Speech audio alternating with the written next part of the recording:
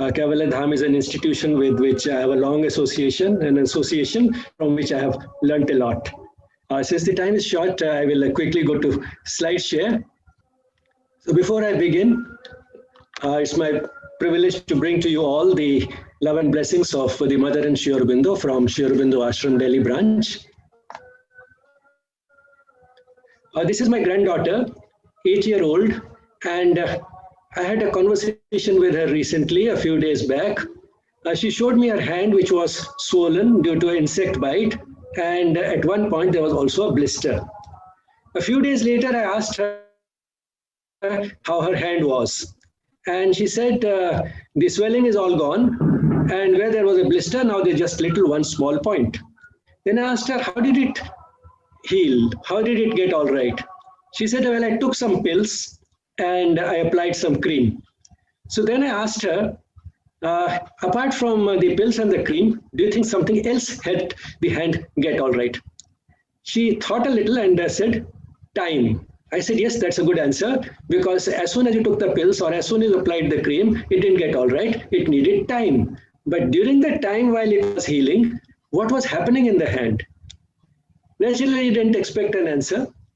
But then in simple terms, I told her that the hand had all the mechanisms for getting better, and what the pills and the cream did was to just provide a helping hand. So this is what happens because of medical science. We have learned to develop some sort of a self-distrust in normal healing mechanisms of the body. And that's why Sri Aurobindo says it should take long for self-cure to replace medicine, because of the fear, self-distrust, and unnatural physical reliance on drugs, which medical science has taught to our minds and bodies and made our second nature. And this is an association between drugs and healing that we develop very early in life. And this is something which we as a society need to learn, that drugs and other things are okay. They may provide a helping hand, but the real healing mechanisms lie within. Animals don't use any of these drugs and still they get better. They also get insect bites. So it means it's not impossible to recover from a large number of illnesses without using any drugs. Now this may look like a ridiculous question. Is a stone intelligent? Well, if we go to the creation, the creation in terms of Vedanta, we know that all creation is a manifestation of the divine, and so is this stone. And if this is another form of the divine, either the intelligence of the divine has disappeared in the stone, or is it hidden? It is hidden somewhere.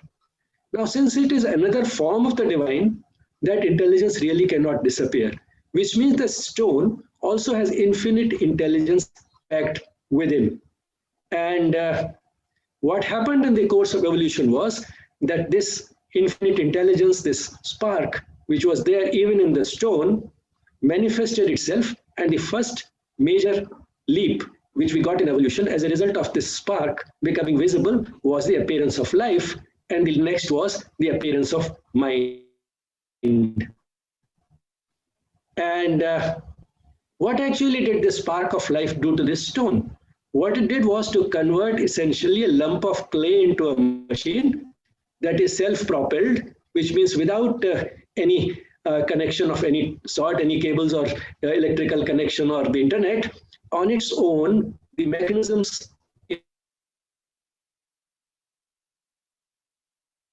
in this lump of nutrition from the surroundings, throwing waste products into the surroundings, and this went to machine, self-motivated. It not only had the capacity, it knows to move away from it. It's a self-regulating machine, which means it can regulate itself in response to changes within and outside. And if there's an injury, it is a self-healing machine. And then it is a self-perpetuating machine. It can't live forever, but then it, in a way, continues to live through its progeny.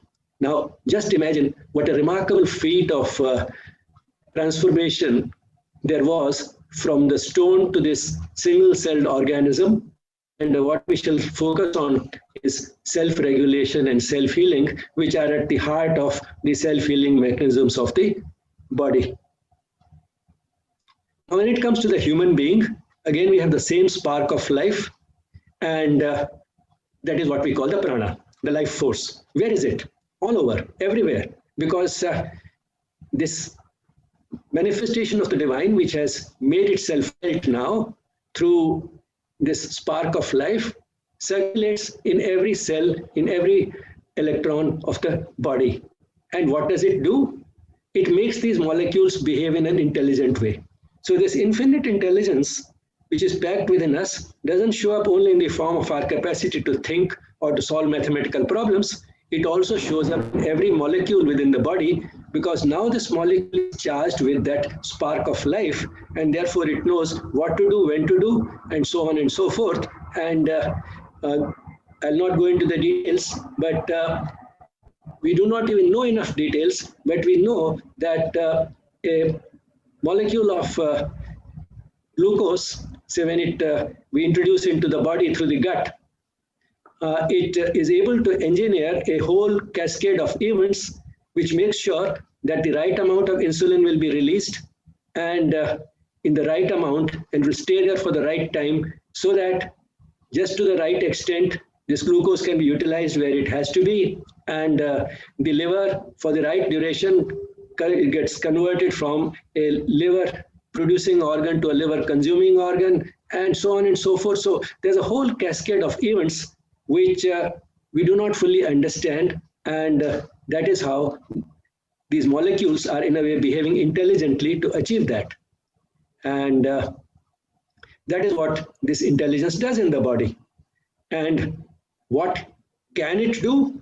A tremendous amount, including self-healing. Prana can keep us healthy through these mechanisms, and in fact we are geared for health rather than for disease. But when we do fall sick, then it is this life force which can help us recover health. That intelligence is packed in this body because of the prana with which it is charged. And not only it can do all this, it does, and that is why we are able to stay healthy and recover from illnesses. But at the same time, this infinite intelligence is not able to do its best. Why it's not able to do its best is because of lack of faith. We don't have all the faith that is required in it, and we feel that it is the outside intervention in the form of drugs, etc., that actually will make us well.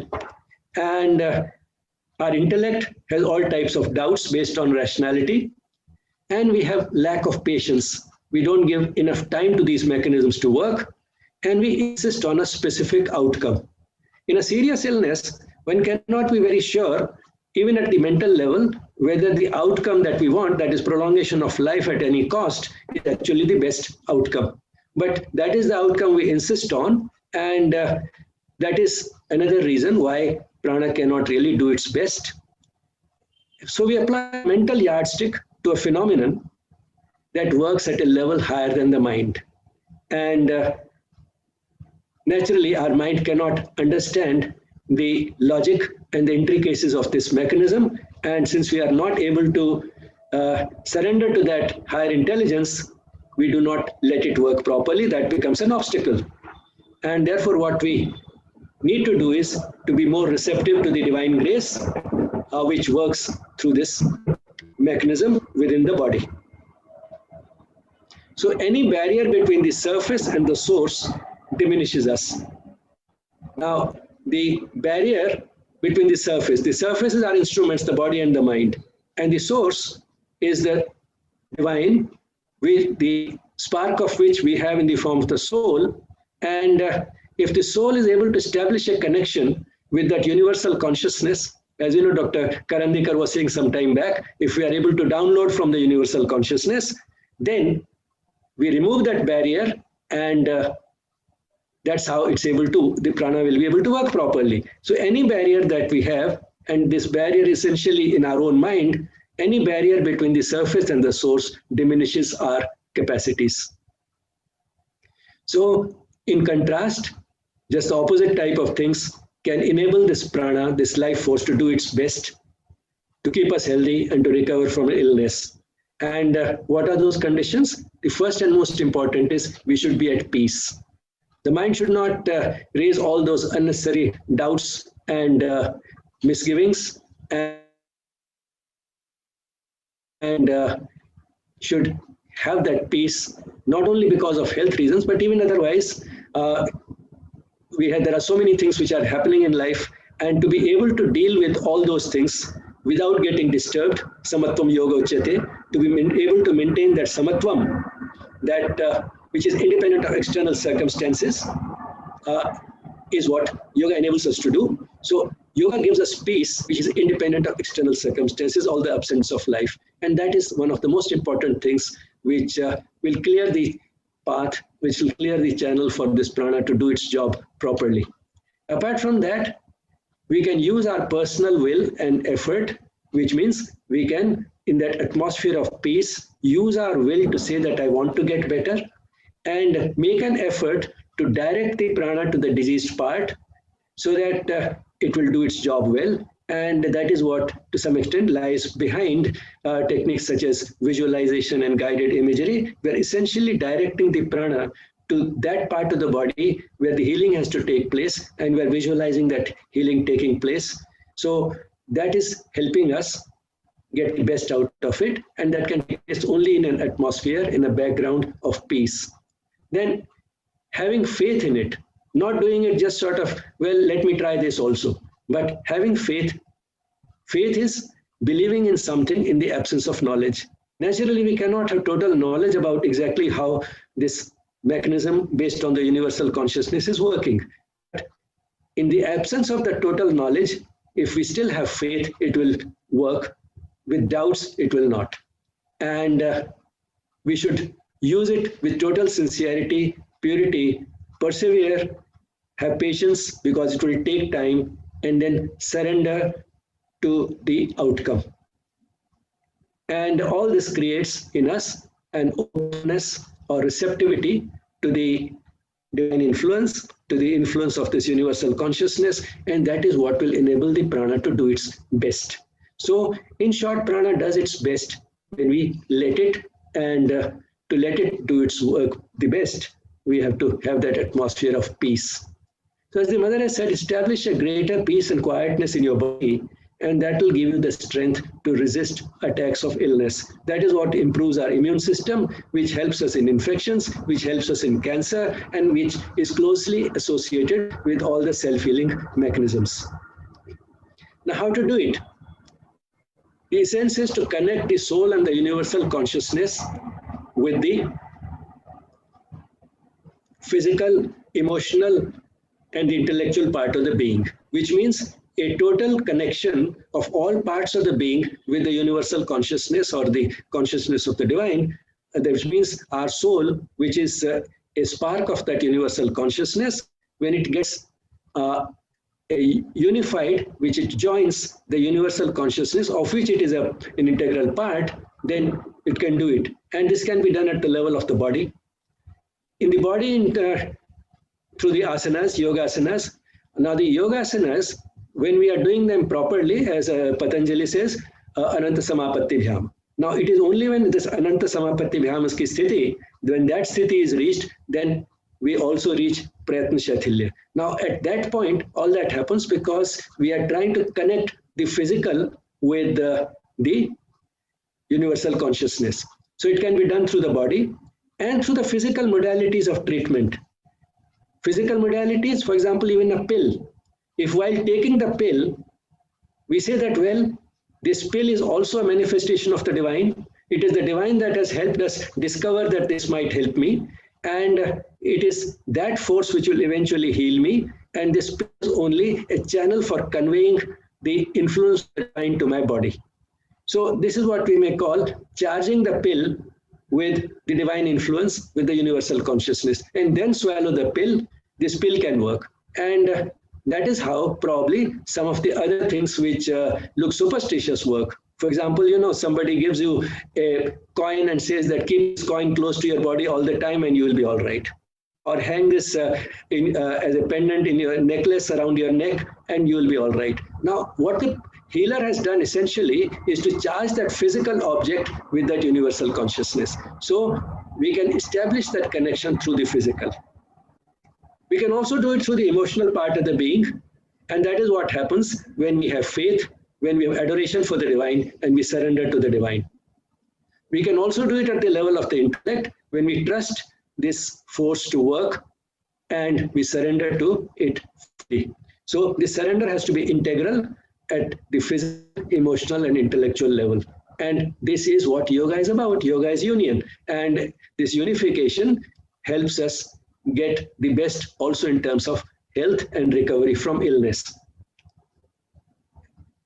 Another aspect of doing it using this potential is not to focus on the disease. Not only not to focus on the disease, not to focus on oneself. And naturally, this can be seen best in diseases which are essentially incurable. And has found that the people who recover completely from cancer are the ones who do not focus on the disease. They do not even focus on themselves. In fact, once they are sick with cancer, they use it as an opportunity for becoming more loving, more caring, more sharing, because they realize now I have an advance notice, I'm not going to live very long, so let me use the life in the best way for the purpose for which life is meant. So they start living the purpose of life fully, which essentially is lived through love, and love expresses itself through giving. So they become more loving, more giving, more caring, and more sharing, and forget about the disease, forget about themselves. And these are the ones who are able to use the immune mechanisms the best for eliminating the remaining cancer cells of the body, which might be there after surgery, some such modality. So they do not to focus on the disease. Then have the will to recover. The will of the patient is extremely important in contrast with the wish to die. And this again has been seen in cancer patients, that if the person wants to recover, he's more likely to recover. If he doesn't want to recover, at least he wants to stay alive till a landmark is reached, say a birthday or a child's marriage. He will stay alive till then. And then when that event is over, the person no longer has a strong will to live, and the person dies after that. So the person's will is important, and the divine, therefore, is not really totally isolated from the sincere human will, which has connected, which has established a connection with the divine. So our destiny is not an irrevocable document, and even that destiny is getting altered by using this will, human will, which has established this connection with the divine. So in other words, what is important is to align personal will with the divine will, which means that we connect with it, express our will and wish, and then still leave it to the divine. You know best. And even if my prayer is not answered the way I want it, I'll accept it equally happily. I'll accept it gladly. So leave the outcome to the divine. How to do it? So in short, what prevents from using this mechanism is basically ignorance. Ignorance of the deeper truths of existence. And what does that ignorance do? It creates a sense of separation, that I am completely distinct and separate from all the rest of the creation, and leads to the ego sense. Ego is exclusive concentration on oneself. And therefore, correspondingly, the best solution is to have that knowledge of the deeper truths of existence, which makes us realize that my separation from others is only a partial reality, and a much deeper and lasting and enduring reality is actually a oneness, and oneness breeds love, and that is what essentially leads to a full manifestation of the healing mechanisms of the body. Larry Dossey, whom you would have all heard of, several books besides this Healing Words. In Healing Words, he says, if scientists suddenly discovered a drug that was as powerful as love in creating health, it would be heralded as a medical breakthrough and marketed overnight, especially if it had as few side effects and was as inexpensive as love. And one might say that not only as few side effects, those side effects of love are all positive. So the real doctor is actually within us. and we only have to trust it. As Sri Aurobindo says, unappalled by the fear of death, canst thou leave to him not as an experiment, which means not as an experiment, let me try this also, it might as well work, not with that, but with a calm and entire faith, thy ailments. Thou shalt find that in the end, he exceeds the skill of 1,000,000 doctors. Now, some frequently asked questions about what we have been talking.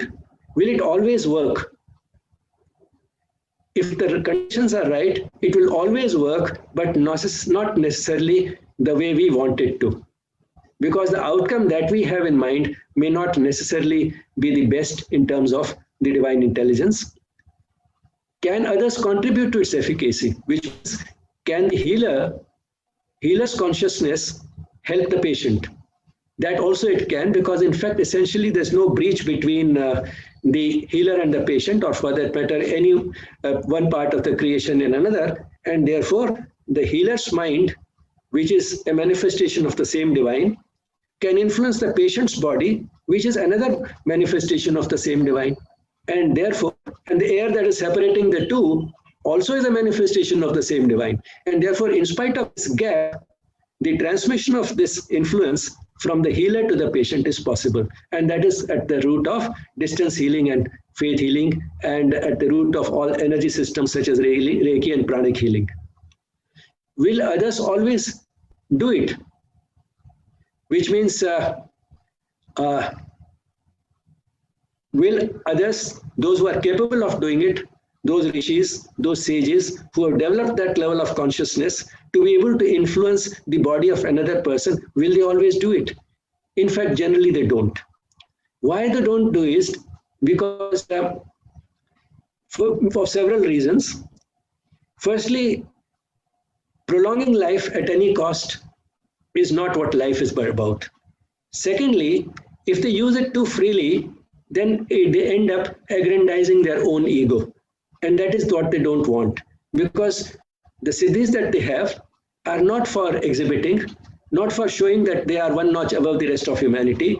They are not for aggrandizing the ego. As Patanjali says, in the chapter on siddhis, that the siddhis may come, but then giving them up is the last frontier.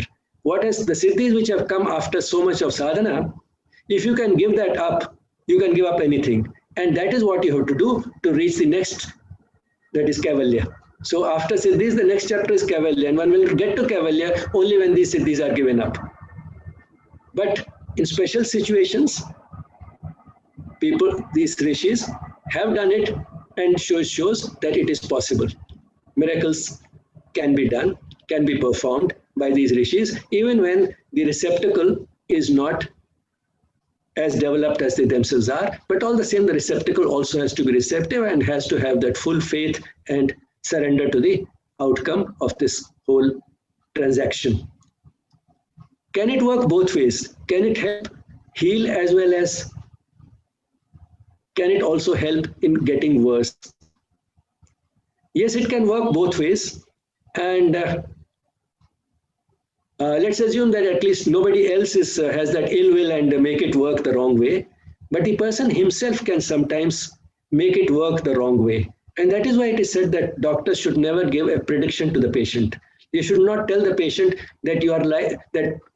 On an average, people with your type of cancer live for 2 years. A person who believes the doctor 100% is likely to die on schedule. Whereas the patient who says, I'll prove the doctor wrong, is the one who is likely to live much longer. And in fact, it is not that if the doctor says that average patient like you lives for 2 years, the doctor is only speaking the truth, which is necessary. Even the doctor is not speaking the truth, really, because the average survival of 2 years is based on a large number of patients, some of whom lived only 6 months and some of whom lived 10 years. So how does the doctor know that this person in front of me is the one who will live only for 2 years and not 10 years? So I'll not go into how the doctor then should put it so that he's speaking the truth and yet not taking away hope from the patient. So taking hope away from the patient can actually make this very mechanism, the mind-body connection, work the wrong way. And this is what is called, instead of a placebo, the doctor then ends up administering a nocebo. Nocebo, is taking hope away, and that makes the patient worse. He may die on schedule, or even before. If he develops a great fear of death, if he has a great fear of death, he may die even before schedule.